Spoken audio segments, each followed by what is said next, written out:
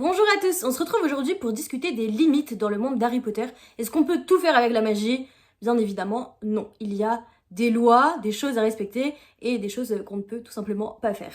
On apprend ça dans Harry Potter 7, dans le livre, lors de la chasse aux Horcruxes. C'est Hermione, c'est toujours Hermione, c'est Hermione qui nous l'apprend. C'est vrai que dans le film, on n'a pas vraiment vu le trio galérer à se nourrir. À part, il y a une scène coupée où tu vois Harry et Ron qui sont en train de chasser un lapin. Mais à part ça, il y a rien à ce sujet. Mais dans le livre, tu vois qu'il rencontre énormément de difficultés pour se nourrir. Et Ron s'en plaint beaucoup parce que lui, il a toujours été habitué aux petits plats de sa mère.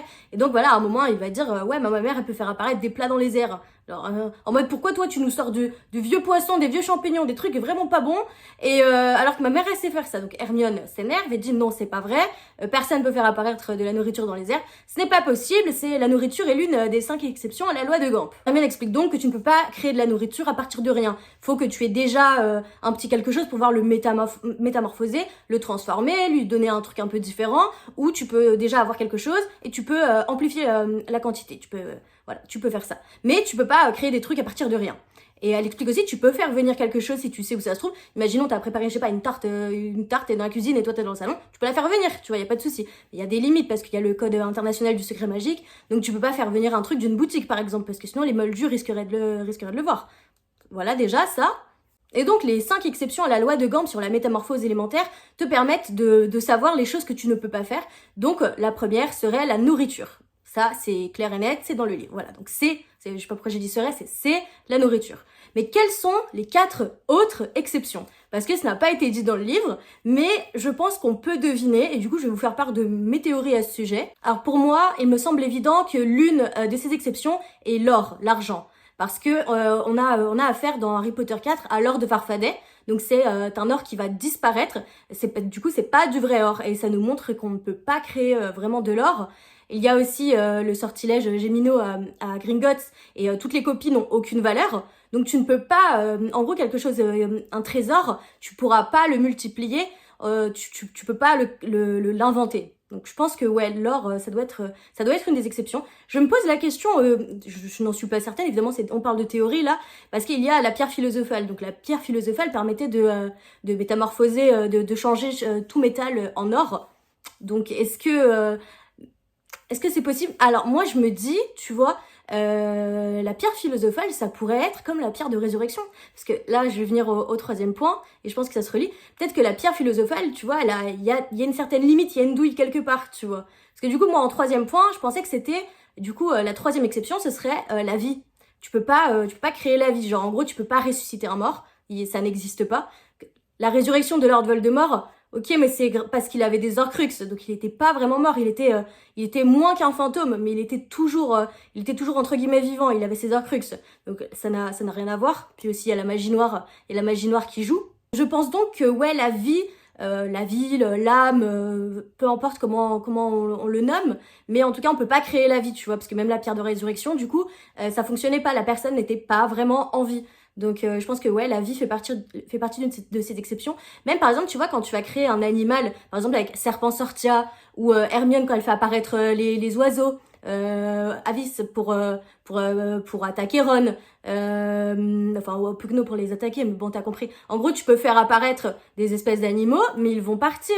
Genre au bout d'un moment, le sortilège va disparaître, tu vois. Donc je pense que oui, en fait, les animaux que tu vas créer comme ça avec des sorts, les animaux ne vont pas avoir, vraiment d'âme. C'est pas la vie que t'as créée, tu vois ce que je veux dire? Tu peux pas créer la vie, quoi. Ensuite, pour moi, la 4e exception, ce serait l'amour. Je pense que c'est assez crédible parce qu'on voit que les filtres d'amour, même l'Amortentia qui est le plus puissant filtre d'amour, ne peut pas créer l'amour, il crée seulement une illusion, une obsession, mais c'est pas de l'amour. Donc ouais, je pense que ça, c'est assez logique, je pense qu'on ne peut pas créer l'amour. Je pense, hein. Je pense que là, sur ce point-là, c'est assez logique. C'est un sujet quand même qui revient souvent dans Harry Potter. Je pense que ouais, on peut pas créer l'amour. Le 5e, il est moins évident, tu vois. Moi, j'aurais dit le savoir, les connaissances. Parce que techniquement, t'es obligé, les élèves sont obligés d'aller tous les sorciers sont obligés d'aller à l'école. Ils sont pas obligés d'aller à l'école, ils peuvent faire l'école à la maison. Mais tu vois ce que je veux dire? Ils peuvent pas, s'ils vont pas à l'école, ils ne vont rien savoir. Ils sont obligés d'apprendre des choses. Il y a pas un sort qui va te permettre de tout apprendre direct. Bon, tu peux prendre de la griffe de dragon apparemment, mais ça c'est pareil. En gros, c'est un stimulant, tu vois. Si t'en prends pas, t'en prends pas. Après, le diadème de Serdaigle pourrait peut-être contredire cette théorie, mais il était censé apporter la sagesse. Mais est-ce qu'il t'apporte des connaissances que tu ne sais pas déjà? Je ne pense pas. Je pense que si tu ne sais pas quelque chose, tu ne le sais pas. Tu ne peux pas l'apprendre, tu vois. Avec ce que tu savais déjà, tu pouvais être un peu plus sage. Mais en aucun cas, il devait t'apporter la connaissance, je ne pense pas. Je sais pas, c'est vrai que j'ai un peu plus de doutes pour ce dernier. J'ai hésité aussi avec, je sais c'est peut-être idiot, mais après tu sais, la nourriture c'est pas un concept qui est extrêmement large. Et c'est vrai que le reste, les 4 théories que j'ai, sont quand même des concepts très larges. Et je me disais pourquoi pas, tu sais, les vêtements. Après je sais pas, ça me paraît... j'hésite beaucoup. Tu vois que Ron a des pyjamas trop courts, tu vois. Donc vu qu'il a des pyjamas trop courts, bah il peut pas les agrandir. Mais d'un autre côté, sa robe de bal, il y avait de la dentelle, il a réussi à enlever la dentelle en utilisant un sortilège de découpe. Tu vois, je sais pas.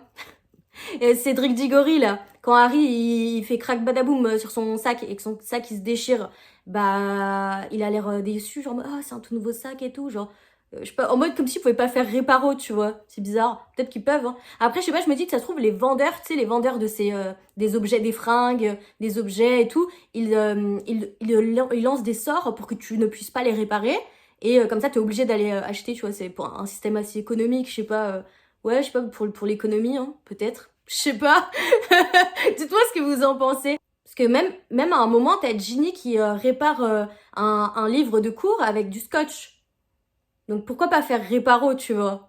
Je sais pas, c'est étrange. C'est étrange. Donc ouais, non, je pense pas que ce soit des exceptions à la règle. Mais on peut se poser la question quand même, hein, si c'est pas des exceptions. Je sais pas.